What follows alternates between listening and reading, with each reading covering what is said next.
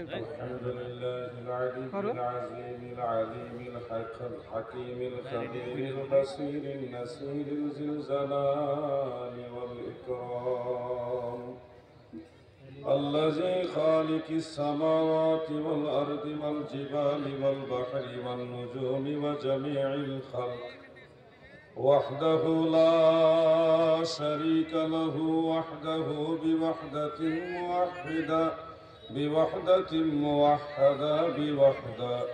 وحيدا وأحدا بلا مدد وجدد ونسب ووصف في الكمال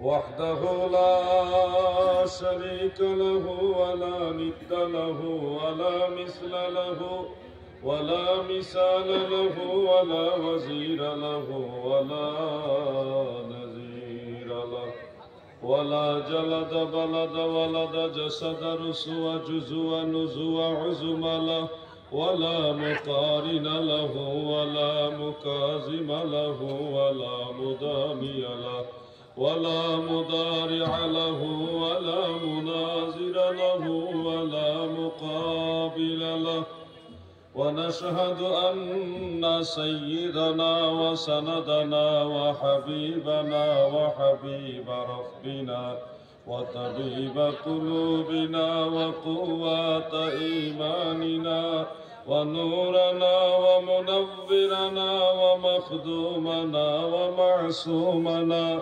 ومقصودنا وشفيعنا وأولانا ومولانا محمدا عبده ورسوله الذي صعد إلى سدرة المنتهى في ليلة المعراج ثم إلى العرش والكرسي واللوح والقلم ثم دنا فتدلى فكان قاب قوسين أو أدنى الذي يحمد حمدا بعد حمدي وآله وأصحابه وأهل بيته أجمعين أما بعد فقد قال الله تعالى إن الله وملائكته يصلون على النبي يا أيها الذين آمنوا صلوا عليه وسلموا تسليما اللهم صل على حبيبي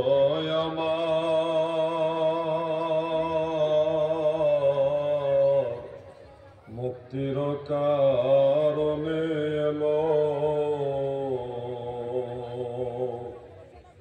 ওফাতের পরে নবী এই পাপীদের না ভুলিল এমন হাবিব আমার